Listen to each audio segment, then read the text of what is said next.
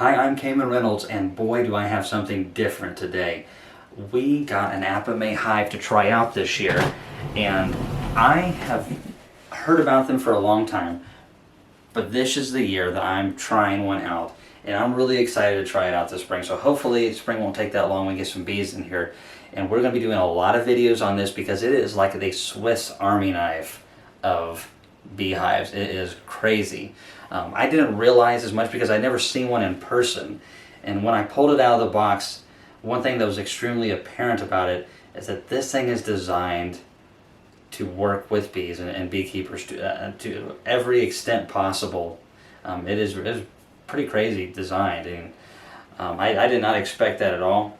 We're going to be talking about a lot of different things, but especially once we get down to the bottom board, there's just a ton of different options. So we're going to be going through those in this video. I'm going to be putting a playlist together because there's going to be so many things that we can't do in this one video.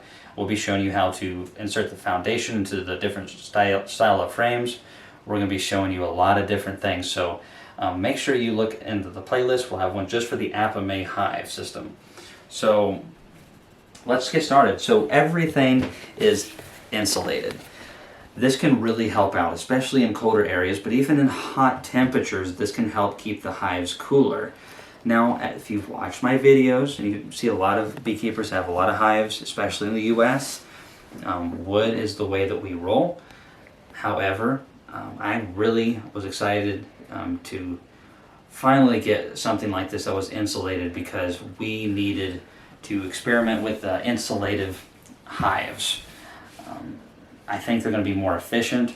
It makes sense that they would be more efficient. That's what many people have told me, but I don't have any practical experience. So this is going to be really handy for me and maybe for everyone else. But the insulation is going to help keep them cool in the summer and warmer in the winter. So look at the hardware over here. Before I unlatch this, let me show you one of the cool things about these things. So first of all, if you have some crazy cows or something like that, or horses, they will knock hives over. They do it all the time. It's best to keep them out of that stuff, that area, or even bears or something.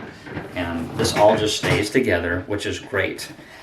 But we all have to move hives at some point. And I've got to say that this, I haven't tried it yet, but this has got to be the easiest hive design for moving that I've ever seen. Because one, you've got handles here, everything locks in together. So you can just pick it up like that, which isn't the easiest, but Laurel and I work as a team, so we can tag team it, and then get on this side right here, and we both get a set like this, pick up. That's not going to be bad at all. Really use your knees, and with two people, that's going to be really easy to move from yard to yard. Plus, because it has so many different ventilation options, you can seal the colony in extremely quickly, and then move the colony from one bee yard to the other. That is really handy in of itself. So let's get to the hardware. Over here, of course, we just have, just the latches, and it's on all the sides, and so that can be really handy. And we're just going to take the lid off. Of course, it's insulated, has ventilation up top, which is handy, getting some of the moisture out, or the hot. Well, even in summer when you're producing nectar, they've got to ripen that nectar and get all that moisture out of it to condense it down into a honey form, and that is going to help with that as well. Look at these feeders right here.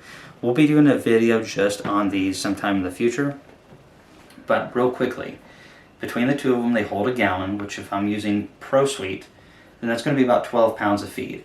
They also have a candy feeding option, but they are really neat. You just fill them up. You've got these little dilios here that allow the bees to get into the area if you have a fondant or something up in here. If you're feeding syrup, then you're going to want to have it the other direction so that the bees aren't able to get all out in here and drown. Definitely don't want that to happen. So that is pretty handy. Just fits right in there underneath the lid. Pretty crazy. All right. And the bottom board is where things are going to get interesting. By the way, if you want to see where I got this from, I'm going to have a link in the comments below where you can check out this hive design. This is their newest model. I figured go big or go home, right? So Now, this is the frame, so we're going to have a video just on these and how to work them, but real quick, they have these bars down in the middle, which are, you know, not normal for most frames, but this can really come in handy in a few circumstances. One, if you're doing cutouts, or you've caught a swarm somewhere that's built comb already, and you don't want to waste some of the brood that's in there, which if they already have brood, there's a lot of resources tied up into the brood, a lot of investment. And you can cut those out, and you can take rubber bands or something and tie them up in here, and this helps give the bees some stability and really helps them. You know, if you don't have big long combs to put into one deep frame, you can just take sections, right? And that's where that really comes into play. So you can also use normal, just any old frames, like, you know, the ones that I use all the time in our videos that are wooden, or solid plastic frames that'll accommodate all of those things. Let's go ahead and go down to the next box. Okay, already got it. Now here we have a queen excluder.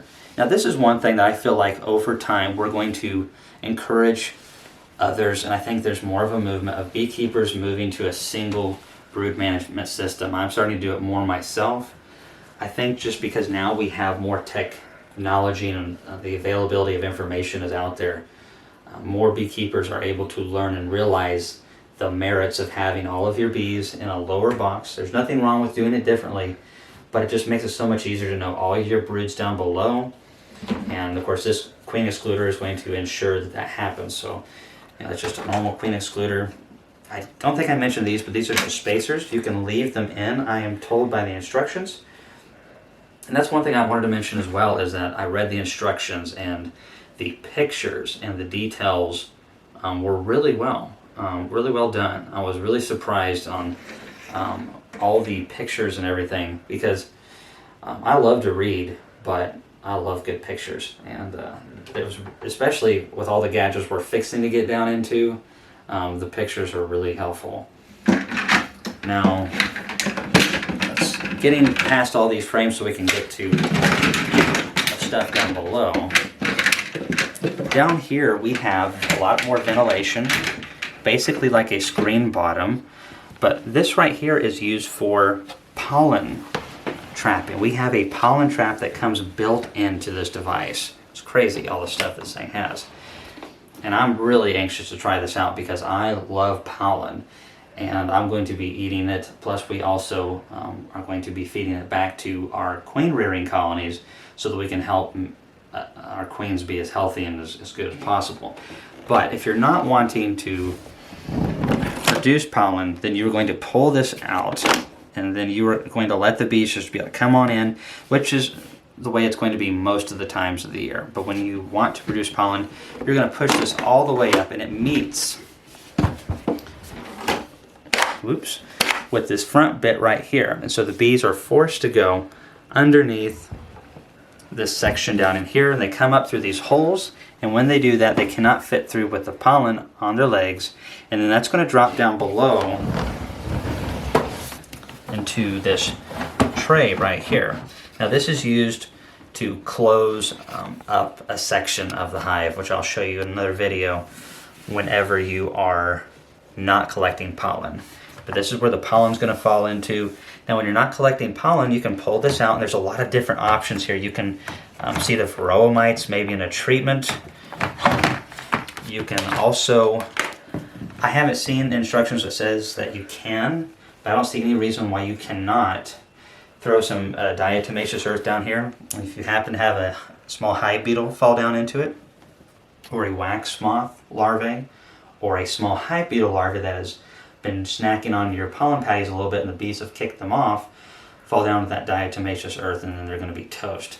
So that is some pretty nifty options right there. And then this one I'm going to show you in just one second might be my favorite of all of them. I don't know, the pollen trap is pretty cool. Alright, let's slide this back in there. Now, of course we have our entrances here, lots of ventilation. I haven't read what this is for, but I imagine it's for colony ID or inspections. Now let me grab this real quick. Oh man, these are pretty nifty. I love having options. So we can stick these in these notice these grooves right here. These boards slide right on down and meet flush with the top. Well, think about this.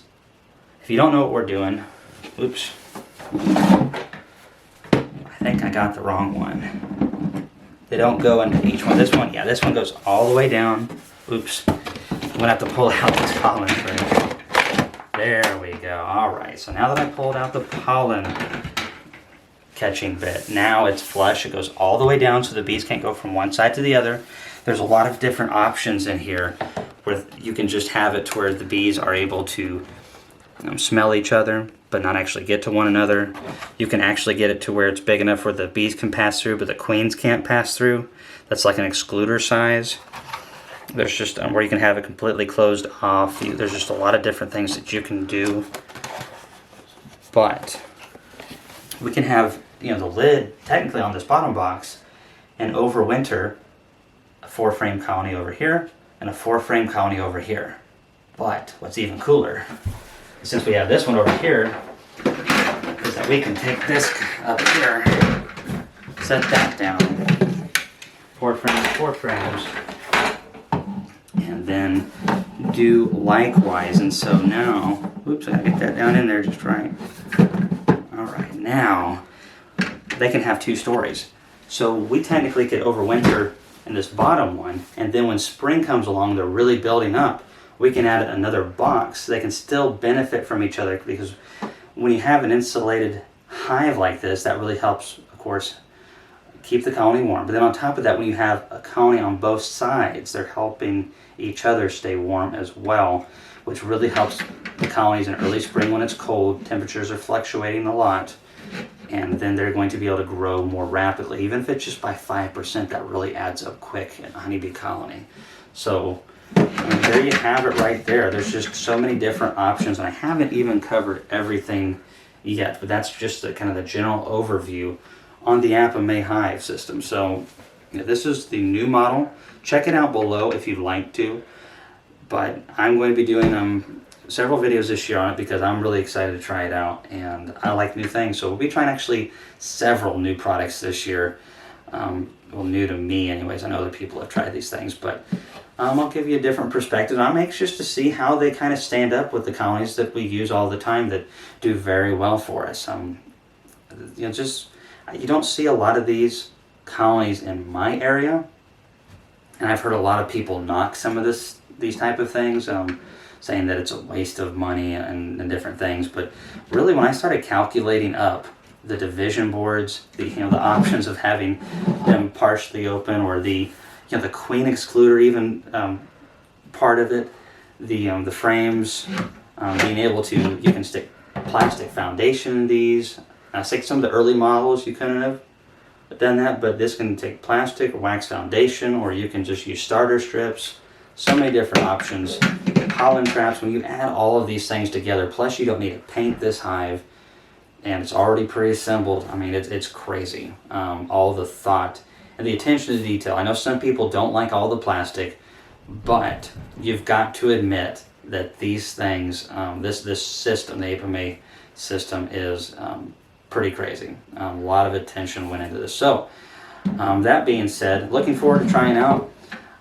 We will see you later tonight on our live chat, and if not, we'll catch you in the next video. So again, check those playlists out, and we'll see you later.